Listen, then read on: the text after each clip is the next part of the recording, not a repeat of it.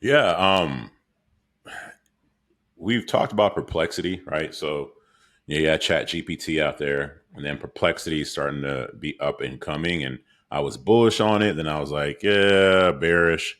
Now I'm back to bullish, and one of the reasons I am bullish on Perplexity in and using it with Chat GPT is this week I got a bunch of crap done around my house. I had to put running boards on my truck so I could step up on it. We had a valve that was leaking, so we had a sprinkler head that was it just had a bunch of water around it because it had a broken valve. Um, had an issue with my AC unit squeaking, and then my garage door was hanging a little low so that the car antenna wouldn't clear. I got all that shit done this week. And usually it's very frustrating for me to do that because I'm working, got a family who has time to research stuff, read reviews, call, compare prices, this, that, and the other. And so what I did was I went to ChatGPT and told ChatGPT to, hey, I need you to act like a home service review expert in the Fort Worth, Texas area, whatever my prompt was, something like that. So I would condition ChatGPT on how I wanted to act. Then I would tell it, hey, according to reviews, this, that, and the other, who are the top five mechanics in the Fort Worth area, right? And the prompt was a little more detailed than that, but that's essentially what it was. I did that. Now, when you go to Perplexity, you don't really have to condition. Perplexity is more for research. It researches what was said on the internet. And it could research reviews like Yelp. It could research Google reviews, all that, just like this. Okay. So ChatGPT had a prompt to tell it how to act. I gave it the prompt. It gave me its top five. Then I went to Perplexity and took the prompt from GPT, just the prompt, and put it in Perplexity. Again, you don't need to condition Perplexity. Told Perplexity, according to every single thing said about every mechanic area in this Fort Worth, Texas, or any mechanical business, or you know what I'm saying, auto mechanic shop in the Fort Worth area, who are the best? And my prompt was a little more detailed than that, but the same thing. And so now ChatGPT gives you five, Perplexity gives me five. Now I can cross reference who's at the top two of both these lists. I'd start there. And then that was my research is done because ChatGPT has done all the work. Perplexity has crawled the entire internet for anything said about any auto shop in the Fort Worth area. Then I would just call them and boom. I did that for every single task I needed to get done this week. I had a great week with all these companies I worked with. And you, Dimitri, are a homeowner. This is not how it goes. We had an AC unit installed about this time last year, and it was the biggest kick in the balls ever. It sucked, and to this day, it sucks. And that company sucked.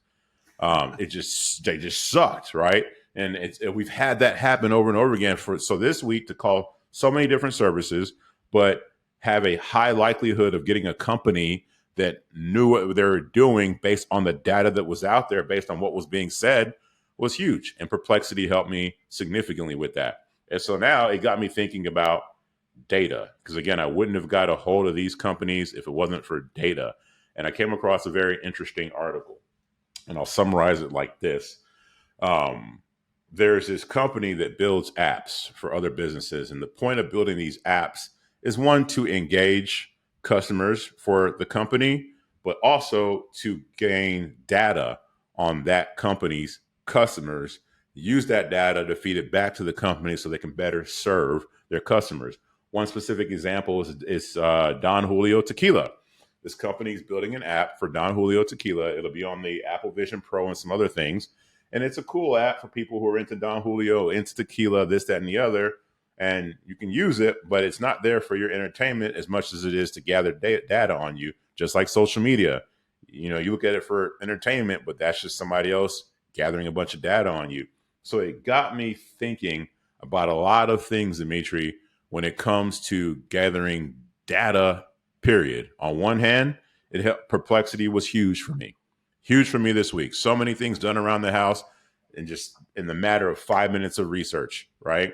But I also have that conflict of I don't like Facebook and TikTok and this, that, and the other taking information on me and selling it or using it to monetize me, even though I'm a marketer. The experience that you had with Perplexity reminds me of the stories that I read about when computers were first coming up. And now follow along with me here. Is that um, in the '60s, you had to use Unix to interact with your computer.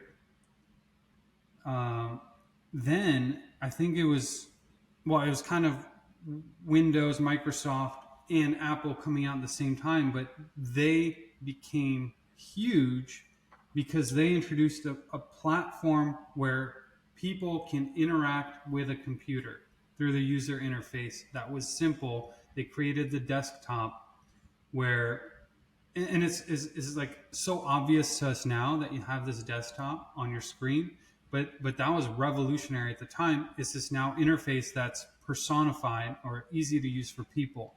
And from what it sounds like, the way you used Perplexity is it's now this new user interface for people to actually be able to interact with the internet. Yeah. So it's like it's this in between because the internet's too much. It's, it's like even just finding reviews. There's so many different platforms, but Perplexity might be that new user interface that, and then we can be so much more efficient in using the tool, which is the internet. So that sounds exciting. That is a great point. And that's exactly what happened. Where what would have taken me, I don't know how much time, because I would have been looking at multiple companies and calling them and price quoting and this, that, and the other. Perplexity cut that down by researching anything and everything that was said about the sprinkler companies near me or the garage door companies near me, and then the auto shops near me. And now this is also amazing to me, being one of our businesses advertising for home services. A lot of our keywords have the near me term. Google is where most of that is happening. So now I think I'm a little ahead of the game because your everyday person is not using Perplexity to get their sprinkler systems fixed. But I think it will lean that way where Google itself or whoever it is, there'll be a tool that just does it for you. And hey, according to everything on the internet, these are the top 5 companies in your area for this service. And me, as a marketer who does near me type stuff, me and my business partner have to be cognizant of this.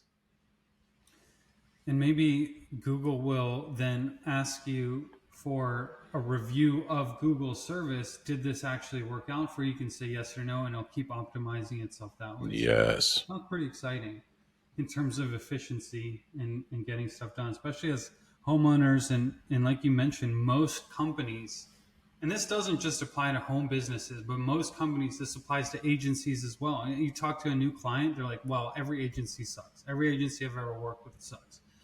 Like, yeah, well, that's kind of, it's not every agency. There are diamonds in the rough, so to speak. So hopefully we're going to be able to find that. I am concerned a bit, although this is already a problem, but how are reviews and statements and all that going to be verified that they're real, and then there's going to be probably some transition where um, bad actors are going to make their business look better than it really is for a while. But with this review system, and actually, I want the interesting topic of reviews in general.